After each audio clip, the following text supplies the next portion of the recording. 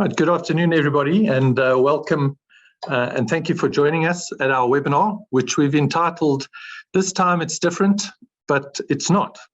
And this webinar is really about having a look at the markets, trying to understand a little bit about current circumstances, but then also just girding our loins and getting us ready for weaker markets potentially still, but just I guess a message that one must really stay the course.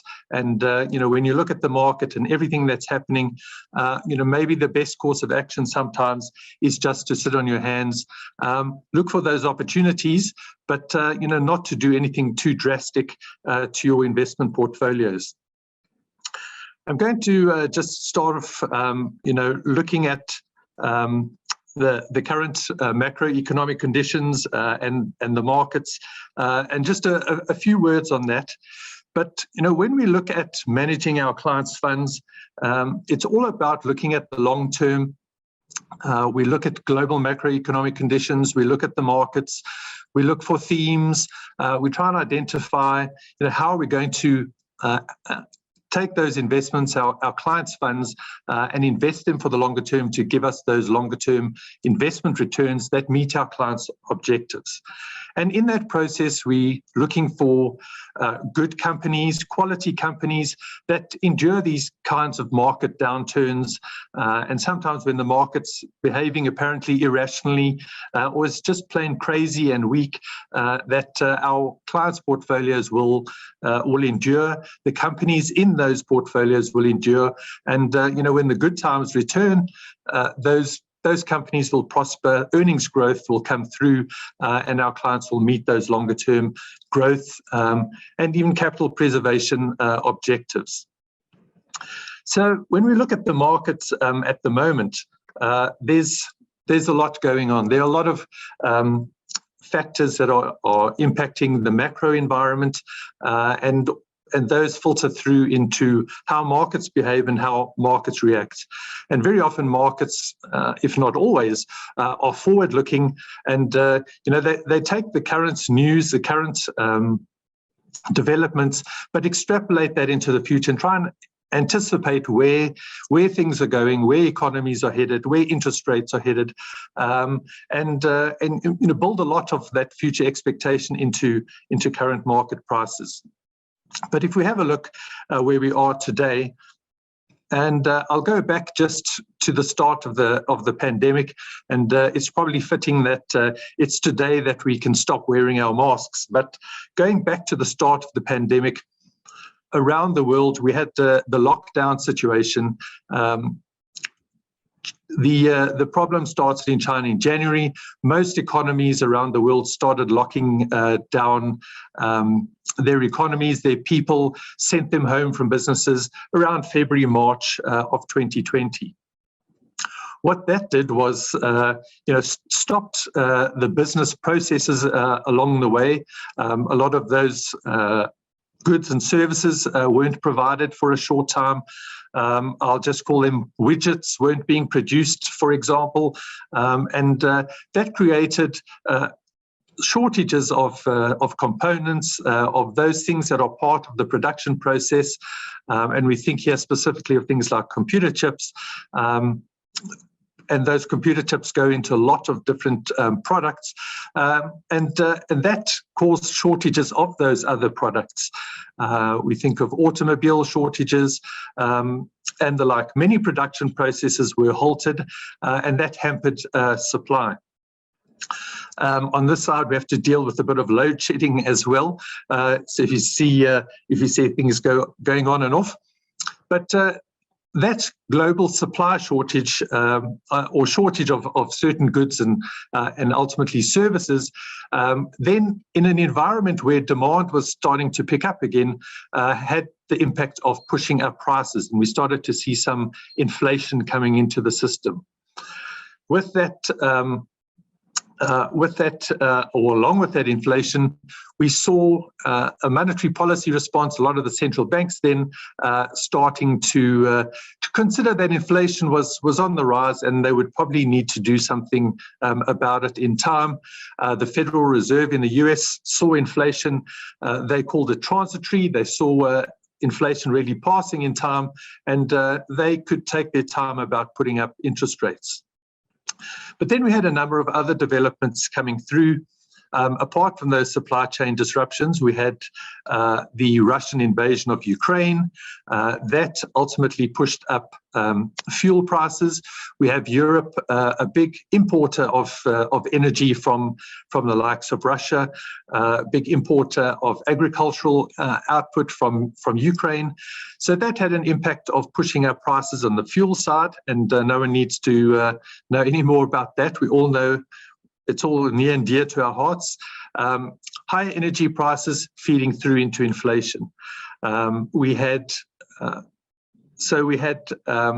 on the Chinese front, we had those authorities now also with a very strict COVID policy of, as soon as any infections were noted, they would lock down cities, and we saw that happening in Shanghai, Beijing, and it's still not over there at the moment. Those disruptions and those lockdowns also impacted trade out of a very important trade port in Shanghai, and again, hurt demand out of China. And of those trade disruptions, again worked on supply disruptions, which impacted on inflation, and the lack of trade in and out of China also left shortages in the supply system. So you can see a multitude of factors working through into higher inflation, and much higher inflation than anybody was expecting. So in the US, we've got inflation at 8.6. We see inflation at the UK, or in the UK, at just over 9%. These are 40-year highs. Locally, we had our own CPI hitting 6.5% yesterday. So the higher inflation forced those central banks to move a lot quicker and at a greater magnitude, of tightening than they originally anticipated. So with the Federal Reserve behind the curve, they started jacking up interest rates very quickly and in large increments, and even to the point at the last meeting last week where they talked the market into a 50 basis point hike, but then inflation was even worse than they expected in May, and they responded with a 75 basis point hike. So what we've seen is central banks around the world, including our own, tightening monetary policy and increasing interest rates, and increasing interest rates quite quickly. So that has translated into higher bond yields around the world, and higher level of general market interest rates. And those higher interest rates just mean, higher discounting rates for, when we look at the equity market and we do valuations, and the market has derated and repriced lower because of those higher yields. So that's probably the first, response that we've seen in markets to these high interest rates, is that price earnings ratios have come down, and we've seen markets weaken as well. What we probably haven't seen just yet is still a bigger feed through into corporate earnings, which are still likely to slow. At this point in time, we're still expecting growth in corporate earnings, but at a much slower pace than we saw over the last year. So that's also impacting the outlook for markets, and just keeping equity markets on the back foot. All of this is also seen with the US tightening rates at a faster pace than anybody else. That economy attracting more funds, more of a safe haven destination, and we've seen an incredible amount of strength in the dollar, and we've seen an incredible amount of weakness in the yen, for example, where they aren't even putting up rates. Inflation isn't a problem in Japan, just given their own structural issues. But the whole lowdown from all of this is this much higher than anticipated inflation that could still be with us for a while. The central banks that have responded with a big stick, pushing up interest rates very quickly, and that's hurt our markets. And we've seen the local markets doing quite relatively better than others, down around 12% year to date. But you've got the Nasdaq down almost 30%, and the S&P over 20% down, so firmly in bear market territory there. As I said up front, we try and position our portfolios with quality companies that can endure these tougher, crazy market times. And I'm going to hand over to David Shapiro just to give us a little bit of insight into some of the news from some of those companies and some of the insights of those companies on the ground, and how they're responding in these tough times. Sorry, had to find the correct buttons to push. Craig, thanks. I know where you're going, and I just want to elaborate on what you've said and just give some kind of overview of how we see the market. Last week I picked up an interview with the CEO of L'Oreal, Nicholas Hieronymus. It's a Dutch-German name. I hope I'm getting it right. I'm going to refer to him as Nicholas in future because I can't get his name right. But Nicholas is the CEO of L'Oreal, and he captured my attention and made me rethink about where we are in the market. Now, Nicholas's story was so compelling, I wanted to go out and buy the stock. But I was held back by the dire warnings and grim times that lie ahead, which Craig has alluded to. In only a few months, the Fed has swung from complacency to panic, from growth to, oh, well, soft landing going to be challenging. And that's left investors confused and uncertain. So the Fed wants orderliness, it wants slow growth, tightening financial conditions, and easing equity prices. Instead, what it's created is absolute chaos and disarray. And throughout our days, we have to endure headlines like, the Fed has lost the plot, stocks are getting crushed as stagflation fears mount, and the rally is an opportunity to reduce risk. And so it's hardly the backdrop that makes you want to do anything. So it's no wonder investors are turning their backs on markets, equities, bonds, property, and dare I mention cryptocurrencies too. There's been no asset class that has actually provided you any shelter from the storm. I think just remember one thing, all the doomsters have already sold out, unless they're not following their own advice. So the more people that are negative, the more it suggests that they're out the market. But still, even with this gale blowing, Nicholas spoke about the future of beauty, and this is what captivated me. He highlighted that L'Oreal are developing life-changing techniques using data and technology to help you choose fragrances through the measurement of a person's emotions, and also to help you, choose the right skin and hair products by analyzing your lifestyle. These are all apps. These are all technology-driven applications which help them sell their products. And L'Oreal is also studying sleep patterns to see how it affects your skin and hair. And they were very proud of that. They backed a startup that has developed a shower head for the use in beauty salons that reduces water consumption by 60%. And asked about the approaching recession, and this is only a few days ago, Nicholas answered that after 2 years of lockdowns, people have got a great appetite to live. Beauty hasn't slowed down at all. It's resilient, whatever the context. Consumers are socializing, wearing fragrances, buying lipstick, and there's no stopping the beauty market growing. Even in COVID, he said that people wanted to take care of their skin and care. And even now with inflation, there hasn't been a shift down to cheaper products. In fact, people are trading up. They're paying more for quality. So luxury is not slowing as the upper and middle classes around the world continue to grow. And before, Nicholas, just a few days before I listened to this L'Oreal interview, I went through a presentation delivered by Benedetta Vigna. I hope that's right, V-I-G-N-A. I'm not good at pronouncing European names, but Benedetta is the CEO of Ferrari. And this was at his Investors Day. So he said that, Benedetto has a technology background. And that gives you a clue in which direction Ferrari is headed. Now, Ferrari's order book stretches back well, or stretches well into 2023, meaning that if you want a Ferrari, you have to wait a long time for delivery. And that's only if they improve you first. You can't just go buy one. You have to be approved. So they've already selling their 2023 production.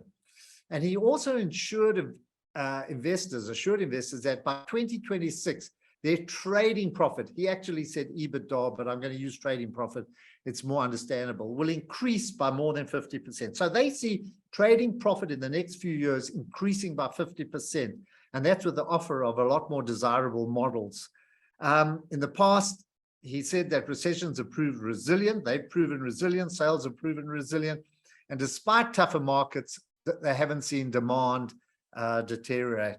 And what impressed me as well is that the company has very high margins of 25% that they're not going to compromise.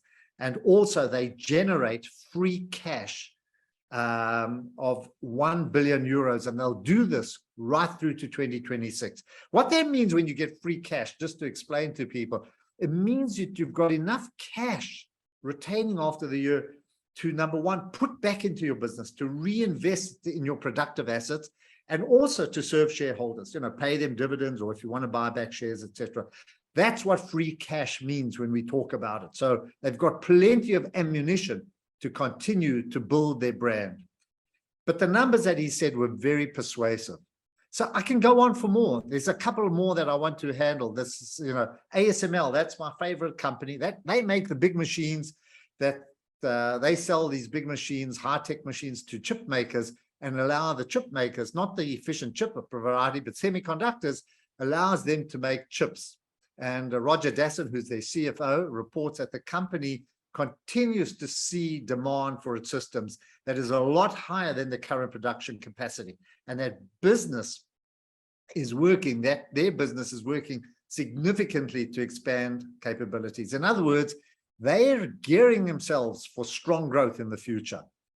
NVIDIA is a leading semiconductor maker, and they say that overall demand for their chips remains very solid, and they position themselves for a liftoff. In fact, in a note from UBS yesterday, the analyst from UBS said, "We believe NVIDIA is quite simply the most important engine stroke platform for the new economy, with a moat, which is your competitive edge, that is very deep and wide."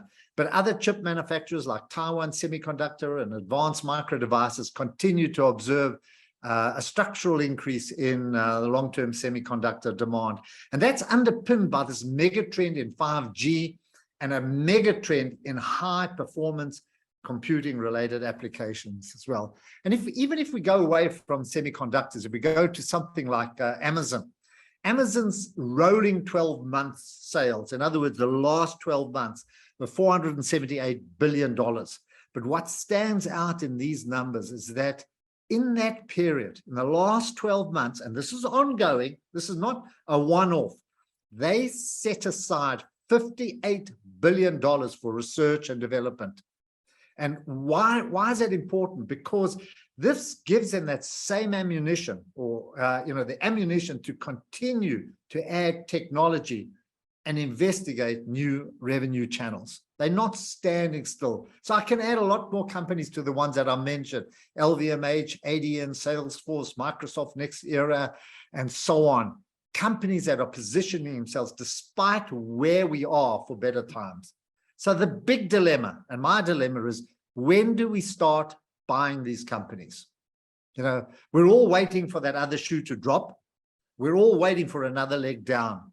And the bone throwers and those tea leaf readers reckon that there's still some more downside ahead. And if you listen to prominent voices like Bill Dudley, he's the former New York Fed governor, or someone like Larry Summers, Jeremy Grantham, and that, believe me, according to them, it's time that you actually got down and made peace with your maker. So they see gloomy times ahead. And I recognize that markets are fragile, nerves are frayed, and that until investors are confident that inflation has peaked, and that until interest rates in the US reach levels that will not restrain growth, equity, bond, property markets are going to remain volatile and very difficult to forecast. Yet, history has taught us and this is what Craig is saying, downturns are seldom, if ever, long-lasting. Although forecasting when sentiment will turn positive is never easy. But there's one thing that I want to point out, and that is, while investors might have resigned themselves to the possibility of an extended period of above average inflation and below average growth, businesses are less complacent, and they continue to develop new ways to navigate the bends in the river. They cut costs, they control working capital, they improve operations, and they instigate new ways to increase revenue. And that's, as Craig mentioned, it's been our strategy for a long time now to seek out those companies that are, that are going to prosper well into the future. Firms with, we look for firms with competent management, strong balance sheets, and also, as I keep mentioning, have the resources and determination to maintain their competitive edge by protecting their brands and persistently adding new proprietary technology. The one thing that always bothers me, and I keep bringing it up, and I suppose the people at our firm are going to be, a little tired of me saying this, but I keep saying that in the medium and long term, things will improve. We keep saying that, but I never know on which day does the short term become the medium term. When is that? When do they overlap? Markets are forward looking, and they sense change well ahead of an event. So when will we know that inflation has peaked? And when will we know that interest rates are coming down? I don't know. I don't know the answer, but it's probably going to be when the market has rallied 15 to 20%. So we've endured a harrowing 6 months, and the pain of further loss frightens us. It weighs heavily on our confidence. But what I've found that throughout my years in the market and through some of these tougher times that we're experiencing now, those that took flight, those that have gone, very seldom come back into the market. And if they do, it's always at a substantially higher price than the level at which they sold. So from my point, I remain patient. I'm not in a hurry to commit capital yet, but I do believe that the moment to enter the market is not too far away. I just want to say strategically, just some themes. We remain committed to pursuing the same growth that has built our wealth over the past few years. Same for clients. Just looking at those themes that are going to underpin growth in the global economy, even against the current uncertainty, of rising inflation and central bank tightening and so on, and the turbulence in the market. I think there are a number of themes that are staring us in the face. The three most obvious are decarbonization, that's this transition to a cleaner world; digitization, that's a use of technology in changing the way we go about our work and lives, into the future. And another one is another D, defense, increasing security against further geopolitical hostilities. So these are the opportunities that are going to dominate the investment horizon in the next 5 to 10 years. So we will continue to see companies moving from on-premises IT, from on-premises IT to infrastructure in the cloud. We're going to see consumers demanding electric cars over combustion engines. We're going to see factories fully automating their production processes with the use of robots. We're going to see businesses and individuals migrating from cash to digital forms of payment. We're going to see friends and family socializing and playing games in the metaverse. We're going to see surgeons performing delicate operations remotely thanks to the convenience of 5G. We're going to see governments renovating aging infrastructure and reducing congestion in their ports. And we're also going to see a world busily working to decarbonize the atmosphere. And we might actually see travelers heading off to space. So there are boundless companies that are going to benefit from these and other trends, regardless of the direction of money and monetary and fiscal policy. So just to sum up before I hand back to Craig, yes, we're all worried, but it's okay to worry. You're not human if you're not worried. It's not a sign of weakness if you're worried about things. The other thing is that nobody has got a grip on what lies ahead, and distrust anyone who claims to know. And as my friend Nick Kunze always says, he says, trade what's on your screen. In other words, look at what's in front of you, respond to what's happening, not supposedly what should happen. So while investors are scared, businesses, as I said, are not standing still. They're adapting to the circumstances. They're working ways to cut costs. They're working ways to act more efficiently and looking for new avenues of revenue. We will never be able to time the bottom. So don't try. Just follow your instincts. And when you see something that looks good at these levels, don't hesitate. Just have a go. Thank you, Craig. Thanks, everyone. And I'll hand back to Craig, and then we'll be ready for questions and if we can answer them as well. Thanks, Craig. So clearly there's a lot going on in the world, and looking at a micro level, at the coal face of the economy, of the global and macro economy. Things still happen even in a slowdown. What I just want to close off with is just to have a look at the title of this webinar was This Time It's Different, But It's Not.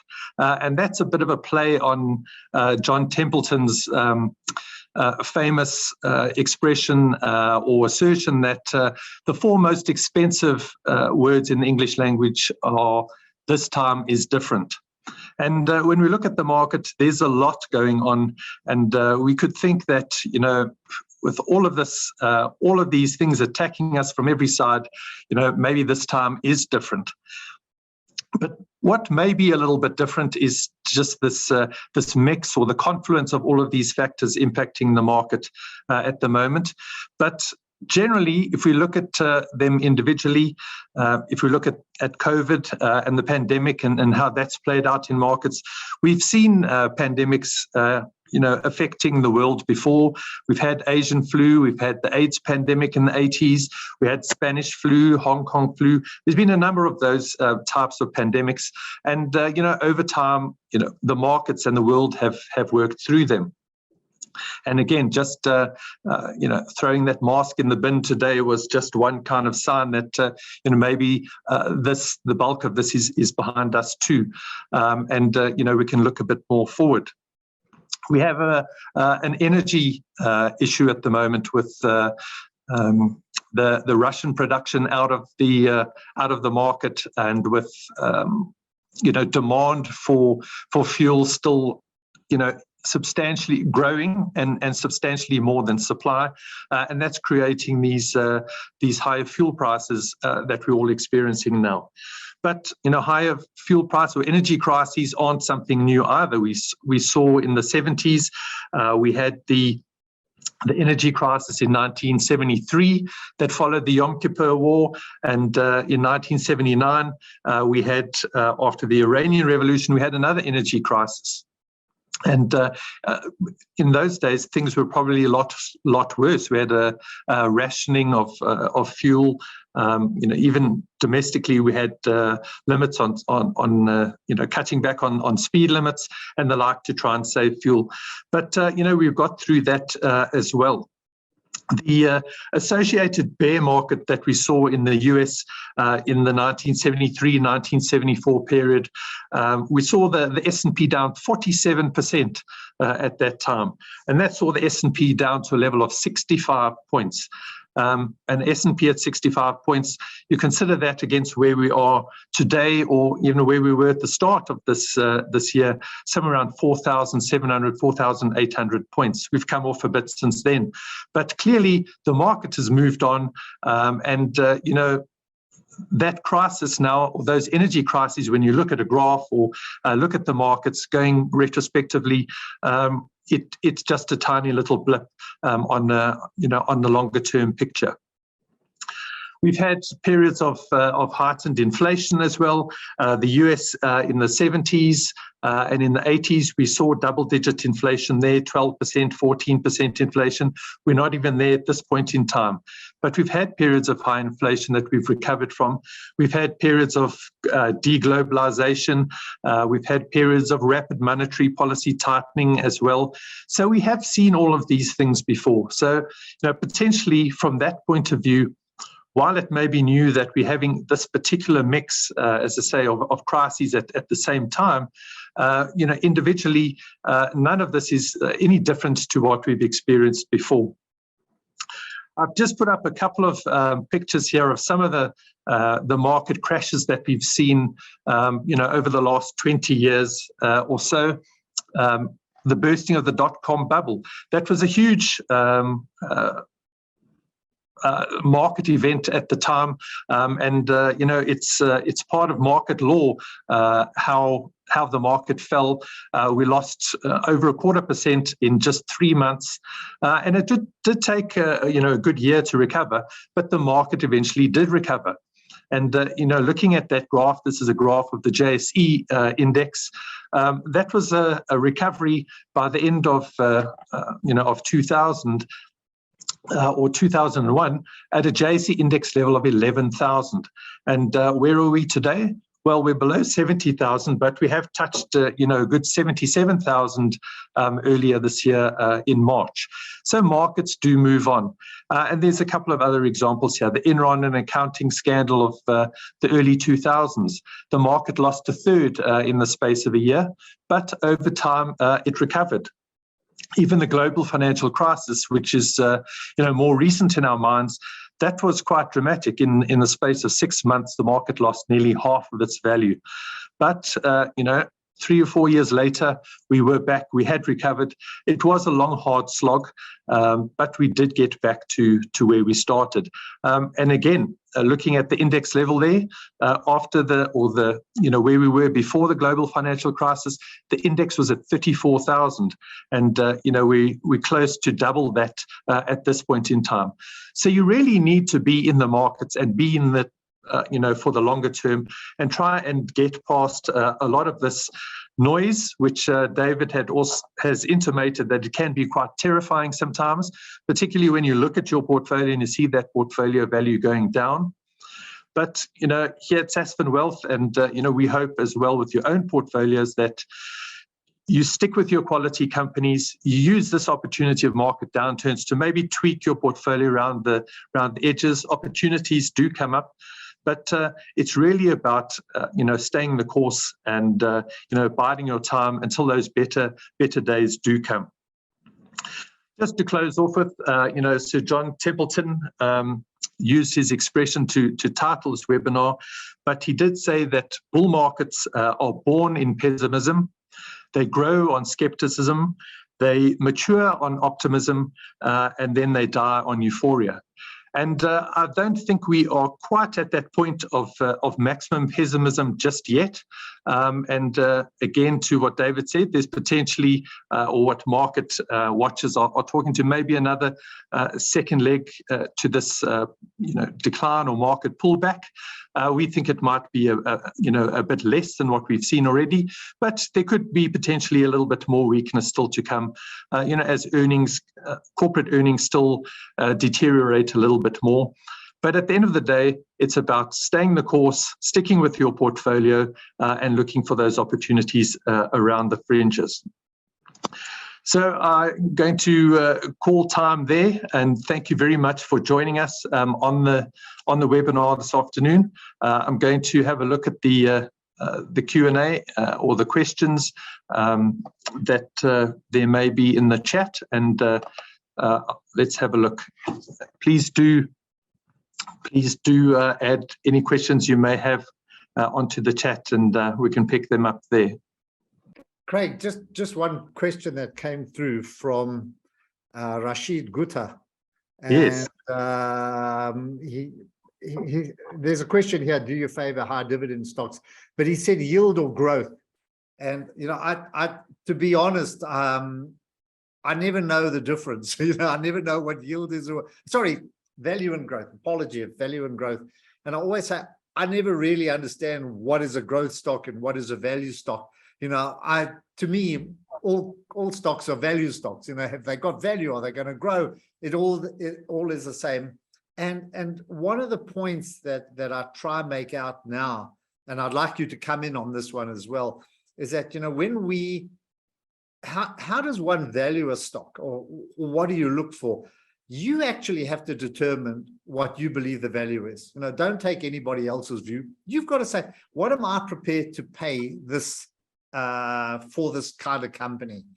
And this is classic Benjamin Graham. So I don't think it only applies to so-called value stocks or growth stocks, whatever it is. So if you're looking at Microsoft at the moment, or you're looking at Meta, or you're looking at any of those big stocks, and you've got a value that you believe is the value, and the market price is lower than that, that's your so-called, what do you call it? Your, I forgot, I went blank. Your margin of safety. Your margin of safety. I just went blank there for a sec. And that margin of safety, if that's there, then go for it. You know, so I don't know whether you can specifically say what a value stock is and what a growth stock is. I think we tend to get growth mixed up with some of these companies that are not making money at the moment, you know, that have got a bright future, but that's never been our style. So, you know, even if you look at some of the high-tech companies today, they're all generating a lot of cash, they're making sales, they're well positioned in that. So, you know, in those cases, just be careful about how you define businesses. You know, sometimes these can be value stocks. You know, I think traditionally value stocks were like Procter and Gamble, who make, you know, Gillette's shaving. No one shaves anymore, or they make nappies or things like that. You know, you might find value, you know, even some good value now in some of the tech players as well. And I try to identify them. You know, that's why I brought up the companies that I did in my talk. So I hope, Rashid, that gives you some answer, you know, to it. I think you've got to look at you've got to look at stocks individually and, you know, make your own decisions around that. Craig, do you want to come in? Yeah, I think sometimes we pigeonhole ourselves. You know, if you have to pin a style to what we do, it's maybe a bit a mix of those two, and it's growth at a reasonable price, and it's you know, that rolls quite easily off the tongue. But what one's trying to say there is you want to look for companies that are going to grow their earnings, grow their dividends, and are going to be around in you know, in 10, 20, 30 years' time. And the value part of that, or the reasonable price, is you don't want to overpay. And you want to, you know, not pay more than it's worth. So, you know, maybe that's the value element of it. So it's a bit of growth, it's a bit of value. It's just buying something for the longer term that's going to give you those returns, but not overpaying for it now. But good point. There's another question from Rashid. Do you still value or favor high dividend yield stocks? You can answer that one. I'm not a person who rushes after dividend yields. I don't mind if you get dividend yields, and I like companies that give you dividends, but I don't think it's ever been a defining force in you know, what I look for. So, but we all got different, as Craig mentions, we've all got different approaches. So, you know, personally, I'm saying my approach is I like companies that grow their earnings and continually grow their earnings. So you'll find a lot of businesses that on my portfolios don't necessarily give dividends, but they reinvest their earnings. So, you know, back into the market. I think these, you know, stocks firstly have to, you know, have a forward-looking view when you're looking at dividend yielding stocks, and you know, looking in the rearview mirror at what they've yielded before isn't a useful exercise. You have to be confident in their earnings growth going forward, and their ability to pay dividends going forward. But there are a lot of companies that are so-called dividend aristocrats that do have a long history, and they've shown excuse me, that you know, they have the management ability to continue to drive earnings and grow those dividends over time and provide you with a good yield.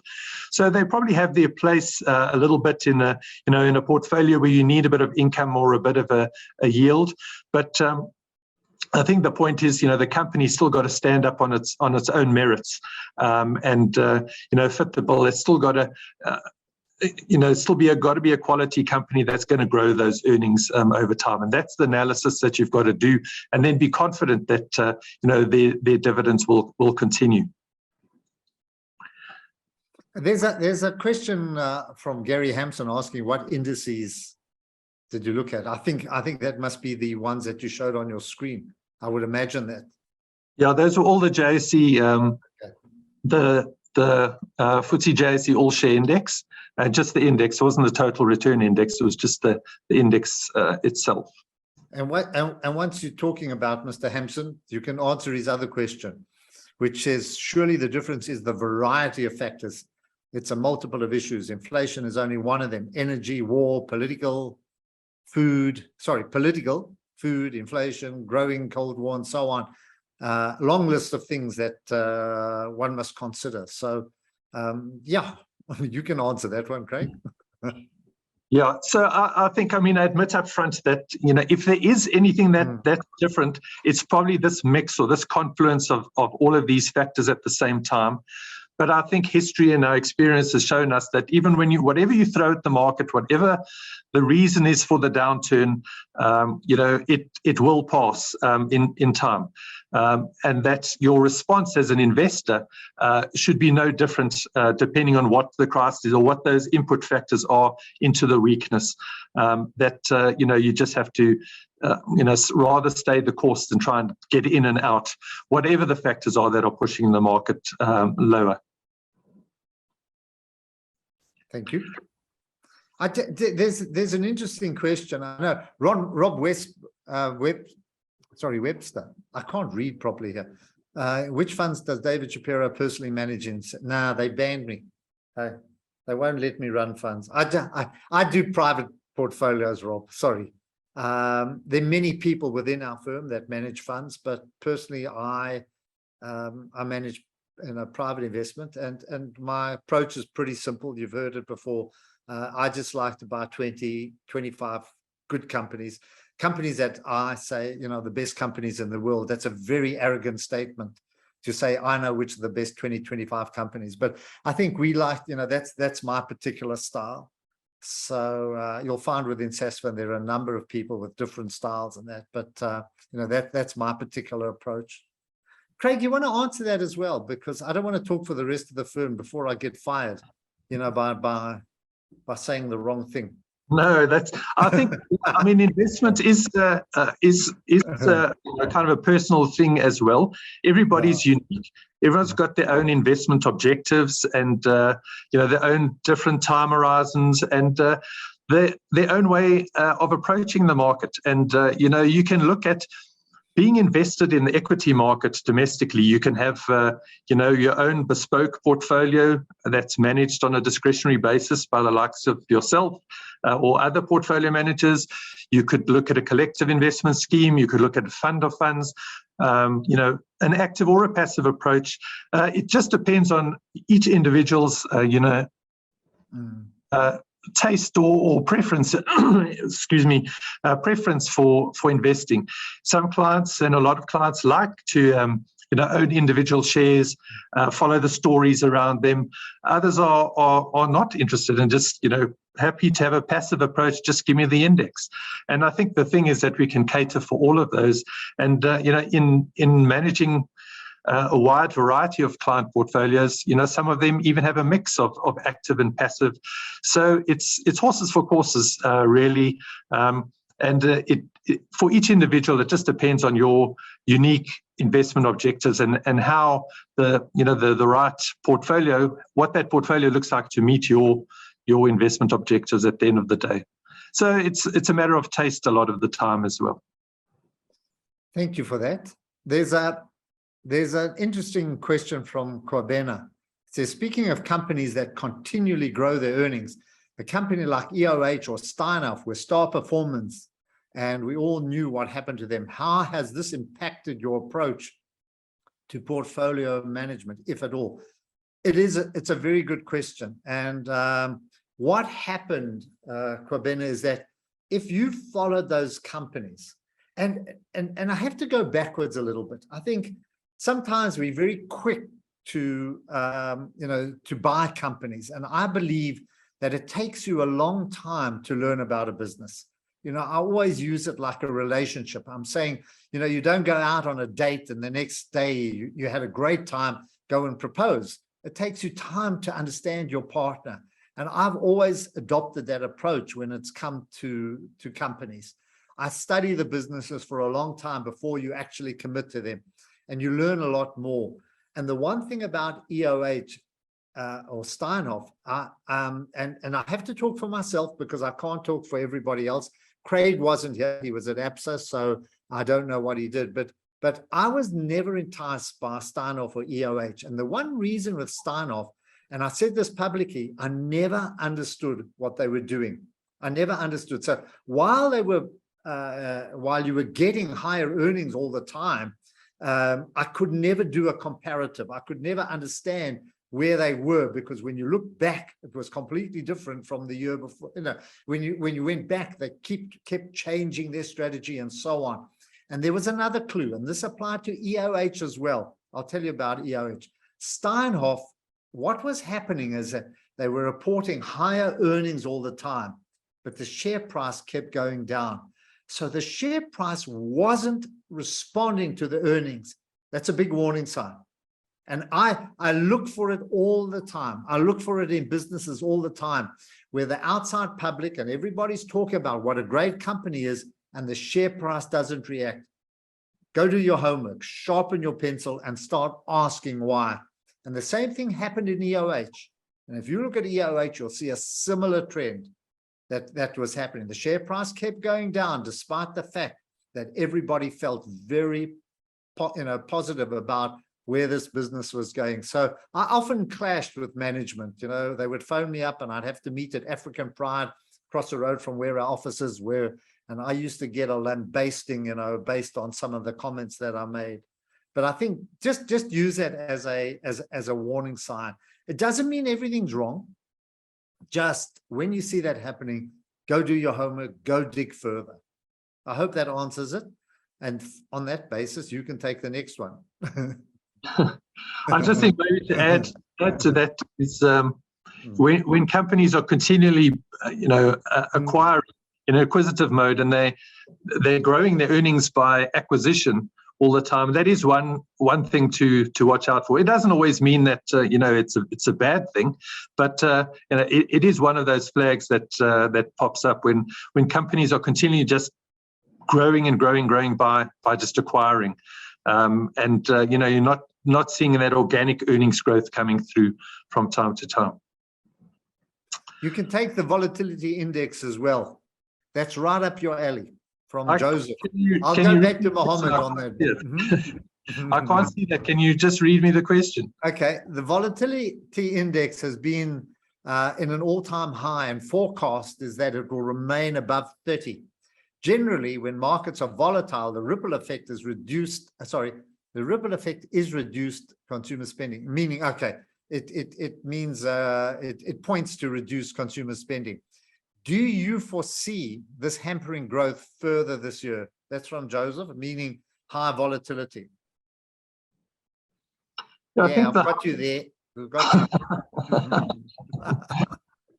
High volatility, I mean, is a function of all of those, all of those variables hitting the markets, all of those crises at the same time, and just a heightened level of uncertainty. And it is, the VIX and the SWIX are considered to be sort of fear indices, or give you an idea of what the markets, the level of uncertainty in the market. And, that does translate into the real economy, I guess, at some point in time. If people are uncertain about the markets and corporate earnings and, where things are headed, that's very likely going to be the case that, it's the macro elements that also are uncertain. We don't know where inflation is going. We don't know how high interest rates have to go. We don't know how quickly interest rates are going to go up. We don't know how or where the fuel price ends, and, how this all plays out. So there's all that high level of uncertainty in the markets as well as in the macro environment. And I think in that kind of a macro environment, it does have the result that your consumption or your potential consumption or your willingness to consume can come off, and that does sometimes have a self-fulfilling prophecy as well. So I think in that respect, with the uncertainty and the volatility, sometimes the markets do match the macro environment. So it could hurt consumption at the end of the day.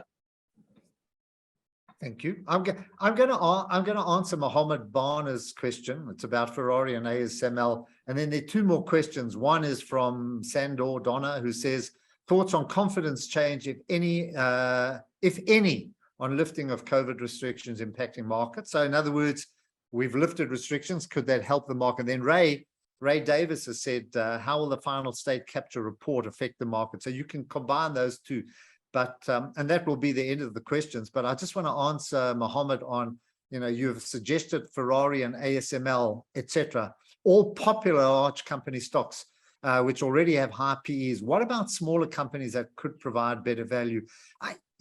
Definitely, there are plenty businesses that one could buy, but the problem is that you've got to, as I mentioned earlier, when I mentioned, with Kwabena, I said, we wait for businesses. You learn before you invest in a business. It takes time for you to become familiar with them and also feel comfortable with them.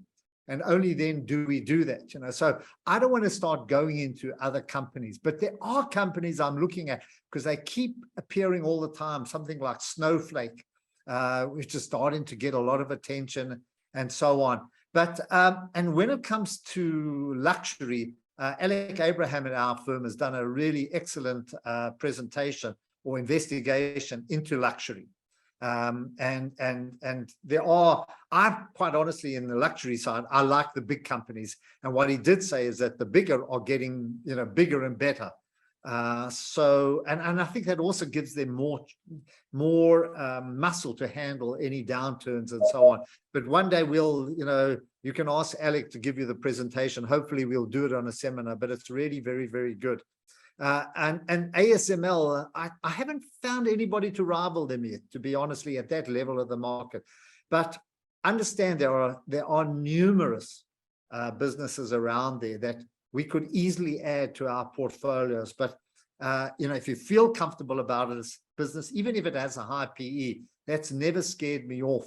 The reason that they have a high PE is because of they're so highly rated. So, but if you do your own homework and you start looking, by all means, means you can find plenty of other to rival the ones that we've mentioned here. Now I'll leave it to you, Craig, to answer about the reports. I see there's another one. Oh, I don't know what it is. Okay. Magdalena, to what extent do big shorts affect the volatility? You're going to have to answer all of these because it's way beyond my level of competence. But first, if you want to talk about the COVID restrictions and also the state capture, that's for you, Craig. Yeah, I mean, at the heart, I know when to pass the buck. Oh.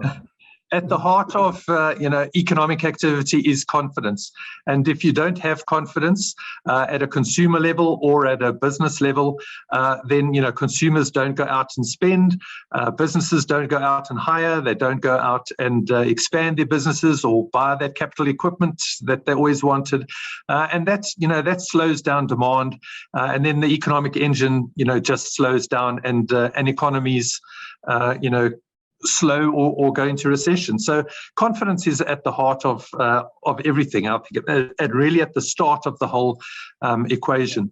So on the COVID side, I think not having to wear masks certainly I think lifts the spirits a little bit. We need to see how that actually plays out, but we can now go and run races with thousands of people and not limited to 2,000, and we can do all these things again, but probably also go back to work a bit more than we were, back to the office a bit more than we were. But I think confidence will lift a little bit, but it's more about those, I think, big macro factors that affect confidence, things like the fuel price and just the expectations of economic growth going forward. I'll leave it there on the confidence side. So I think maybe a little bit of a short-term spirit lifter more than a big change to confidence. Things like the state capture report, may just highlight that you can't divorce the markets and economies from the political environment. The political environment plays a big factor in the macro economy. And if we look at our own economy and looking at state capture, again, that has, maybe potentially an impact on what we think about or where confidence goes. But state capture, if we make any inroads there, if we put people behind bars, if we repatriate some of those funds, that were lost, or if we just, anticipate a lower level of corruption in government going forward, that may, improve domestic confidence, but it may all, in the longer term, improve foreign investor confidence in our local market. And where foreigners are more confident in our market, they will invest. We'll see capital flowing. We'll see the rand, potentially a little stronger. So it's all around confidence and perceptions of the local economy and our ability to manage our own affairs and keep our own house in order. So whatever the state capture report does for that, on a positive or negative side, if nothing comes of it, we may just continue to be viewed in the same light that we are, at the moment, and nothing will change. But these things do have an impact ultimately on perceptions, the macro environment, and the markets themselves. Thank you. I think that's very important. That I think we've already discounted the worst. So any move in the right direction on state capture, as you say, putting people behind, I think will do huge amount to change perceptions here within, and the investment will come from within, from not only from outside of South Africa, but certainly within as well. People feel better about where we're going, and people feel better about where they live, they'll start to invest in it. There's one question there: to what extent does the big short affect volatility? I think volatility, you've got a better grip on the volatility index and that, but it is an insurance index. So I suppose it embraces a lot of shorts in it as well. The higher the volatility index, I think the more it does expose, that there are shorts in the market. But you better give the intellectual answer to that one, Craig. Yeah. I think we're running out of time, mate. I hope we just don't get knocked out of here. We'll close off on this one, David. Look, I think, big shorts is just part of the market. You get hedge funds and the like, and those that see markets lower, shorting them, and that does add to volatility, particularly when we have a little bit of a rally, and then people rush to close those shorts, and then you see markets have big positive jumps, and that is increased level of volatility. But the volatility indices are just a measure of the 3-month option volatility, and it represents, again, uncertainty or the potential for those prices to move up or down in a bigger in a bigger magnitude. And with all of the uncertainty around volatility is high, and those shorts, and when people sell the market as they do, it does add to the volatility. But it's certainly a part of just market corrections, and we have to just see past all of this as well. Okay, so I'll leave it there, and thank you, David, for your input into this, and thank you everybody for joining us. And if there are any other questions, maybe you can carry on putting them in the chat, and we might get back to you if we see them. But thank you very much for your time and for joining us on the webinar today. Keep well, everybody, and enjoy not wearing your masks. Cheers. Cheers.